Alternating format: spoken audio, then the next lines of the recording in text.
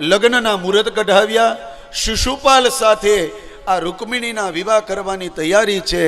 અને તે સમયે રૂકમિણીએ સુંદર એવો એક પત્ર લખ્યો છે. તો મુહૂર્ત નીકળ્યા છે ને આ બાજુ માં રૂકમિણીએ સુંદર એવો એક પત્ર લખ્યો છે. અદ્ભુત પત્ર છે સાહેબ. શ્રુતવા ગુણાન ભુવન સુંદર શૃણવતાંતે નિર્વિશ્ય કર્ણ વિવરે રહરતોંગતાપં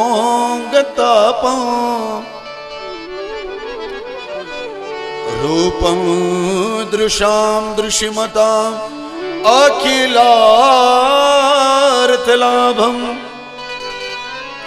ત્વય્યચ્યુતા વિશતિ ચિત્તમ પત્રપં મે.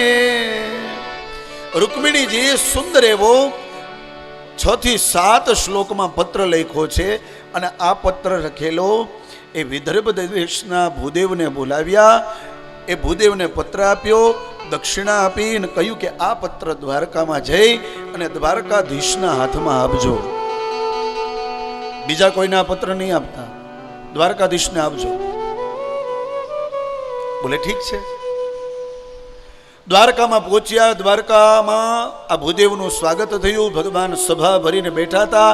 આ પત્ર દ્વારકાધીશના હાથમાં આપ્યો. ભગવાને કહ્યું તમે કોણ? ભૂદેવ ક્યાંથી આવ્યા? બોલે હું વિદર્ભ દેશથી આવ્યો છું અને માં રૂકમિણીએ મને મોકલ્યો છે આ પત્ર લઈને. આ પત્ર તમારા માટે છે અને તમને જ આપવાનો છે. ભગવાન દ્વારકાધીશ કહે આ પત્ર તમે વાંચો. ભૂદેવે કહ્યું કોઈના પત્ર વચાય નહીં.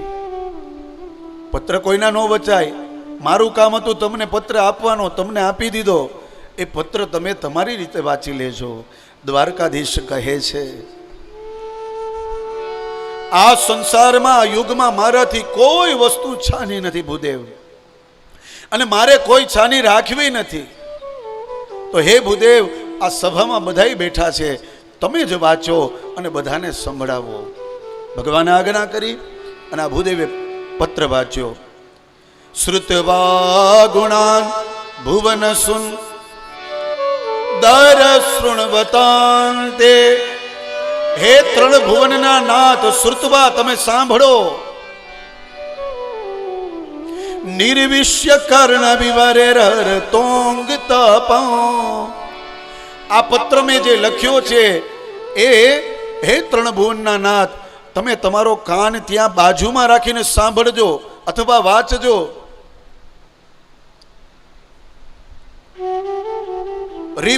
રૂપમ દૃશ્યમતામ અખિલાર્થ લાભમ. પ્રભુ તમારું રૂપ કેવું છે મેં જોયું નથી. મેં એવું સાંભળ્યું છે કે કૃષ્ણ કામળગારા છે. કાળો છે પણ કામળગારો છે, પણ ગોપીઓને બહુ વાલો છે મારા વાલા. કૃષ્ણ કેને વાલો ન હોય? કૃષ્ણ બધાને વાલો હોય મારા. આ બધી ગોપીઓ ભેગી મળીને ગાતી હોય ને, કાનુડો કાળો છે પણ સૌને વાલો છે, નટકટે નખરાડો યશોદાનો જાયો છે. આવું ગોપીઓ આ બધી ગોપીઓ ગાતી હોય છે કે કૃષ્ણ કાળો છે પણ કામળગારો છે. તો હે પ્રભુ રૂપમ દૃશ્યમતામ અખિલાર્થ લાભમ.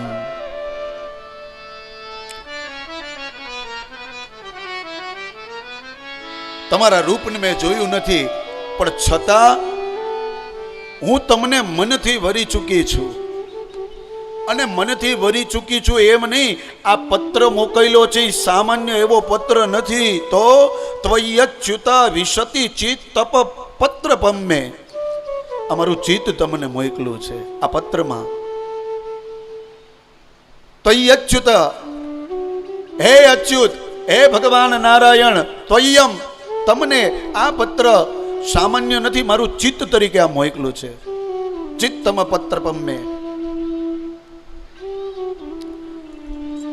કાતવા મુકુંદ મહતી કુલશીલ રૂપમ વિદ્યાવયો દ્રવિણ ધામ અભિરાત્મતુલ્યમ ધીરાપતિમ કુલવતી ન પૃણીત કન્યા કાલે નૃસિંહ નરલોક મનોભિરામમ. હે પ્રભુ, હું તમને વરી ચૂકી છું. એનું કારણ તમારા ગુણાનુવાદ મેં સાંભળ્યા છે. લોકો તમારું નામ લહે છે કે કૃષ્ણ છે આવા છે, કૃષ્ણ છે આવા છે. કૃષ્ણ આ સૃષ્ટિમાં રહેલ દરેક જીવનું ધ્યાન રાખે છે. કૃષ્ણ દરેક વ્યક્તિનું પાલન પોષણ કરે છે. તમારા ગુણાનુવાદ મેં બહુ જ સાંભળ્યા છે પ્રભુ, એટલે હું તમને મનથી ભરી ચૂકી છું. વાત રહી હવે મારી, તો સાંભળો મુકુંદ કાતવા મુકુંદ મહતી કુલશીલ રૂપા. વાત રહી મારી, હું પણ જેવી તેવી વ્યક્તિ નથી પ્રભુ. હું પણ રાજાની દીકરી છું, વિદર્ભ દેશના રાજા ભીષ્મક રાજાની હું પુત્રી છું. જેવી તેવી વ્યક્તિ નથી. અને હું તમને મનથી ભરી ચૂકી છું. વિદ્યા વયો દ્રવિણ ધામ વિરાત્મ તુલ્યમ. મેં પણ ઘણી બધી વિદ્યાઓ પ્રાપ્ત કરી છે. તો હે ધીરાપતિમ કુલવતી ન પૃણીત કન્યા. પ્રભુ, આ પત્રમાં એક વાત તમને કહું છું. મારે તમારા સાથે પાણી ગ્રહણ કરવું છે, એટલે કે વિવાહ કરવા છે. અને મારો ભાઈ જે છે ને, એ મારા વિવાહ પેલા શિશુપાલ સાથે કરવા માંગે છે. તો મારે શિશુપાલ સાથે લગ્ન નથી કરવા. જો આ પત્રમાં, આ બધા જ શ્લોકમાં, આ પત્રમાં માતાજીએ એવું લખ્યું નથી કે કૃષ્ણ તમે નહીં આવો તો હું ગળે ભાસો ખાઈ જઈશ, કૃષ્ણ તમે નહીં આવો તો હું ગોળી પી જઈશ, હું દવા પી જઈશ, કે હું મારું જીવન ટૂંકાવી દઈશ. આવું માતાજીએ લખ્યું નથી. પણ આ પત્રમાં રૂકમિણીજીએ એ લખ્યું છે કે જોજો કૃષ્ણ સિંહનો ભાગ પેલો શિયાળ નો લઈ જાય, એ તમે ધ્યાન રાખજો. આ શબ્દ ઉપર ભાર તો જુઓ આમાં રૂકમણીના, કે કાલે નૃસિંહ નરલોક મનોભિરામમ. નૃસિંહ એટલે હાવજ, સિંહ, સિંહનો ભાગ પેલો શિયાળ નો લઈ જાય. પ્રભુ, આપ એનું ધ્યાન રાખજો.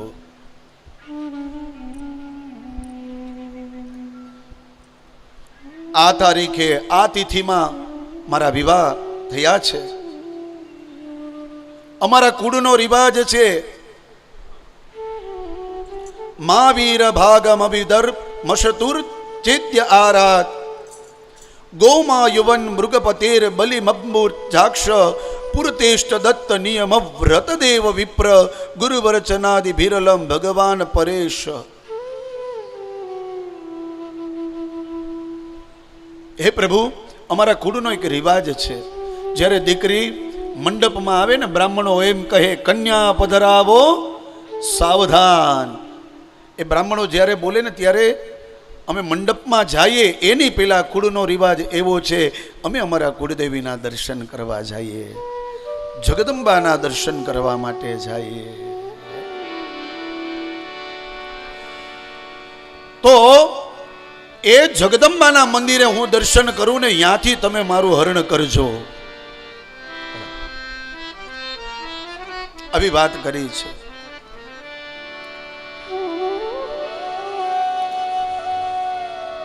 આ પત્રમાં લખ્યું છે. બધું જ ભગવાન કૃષ્ણને બતાવી દીધું કે આ સમયે તિથિ, આ સમયે આ, ને તમારે મને લેવાની જ ક્યાંથી, તો કે મંદિરેથી. ભગવાન સમજી ગયા.